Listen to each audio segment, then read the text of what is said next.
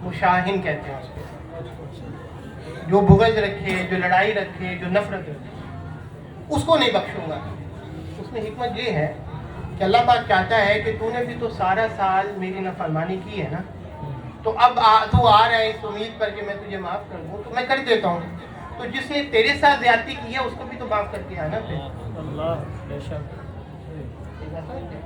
تو ایک تو یہ ہے کہ جو ہم بیٹھے ہوئے ہیں ادھر، اگر شب برات پر جس رات اللہ پاک جو ہے سب کو بخش دیتا ہے، اس رات اگر وہ نہیں بخشا گیا تو ساتھی سی بات ہے اگر ہم ادھر عرس کریں اور قوالیہ کریں اور بزرگوں کے بیٹھیں اور کسی دوسرے بھائی اور بہن جو ہے اس کے بارے میں دل میں بغض ہو، نفرت ہو، اس کو معاف نہ کیا، اس نے آپ سے بے شک زیادتی کی ہو، تو آپ کیا سمجھتے ہیں کہ ہم بخشے جائیں گے؟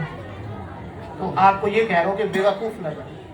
اگر آپ ادھر آئے ہیں اور آپ کو لگتا ہے کہ میرے سے کسی نے زیادتی کی ہے، تو جس طرح آپ اللہ سے امید رکھنے ہیں کہ اللہ تیرے سے میں نے تیری دین کے ساتھ زیادتی کی، تیرا کہنا نہیں مانا، مجھے معاف کر دے، تو پھر اپنا دل اتنا تو بڑا کرے نا کہ جس نے آپ کے ساتھ زیادتی کی ہے اس کو بھی معاف کر دے۔ سبحان اللہ۔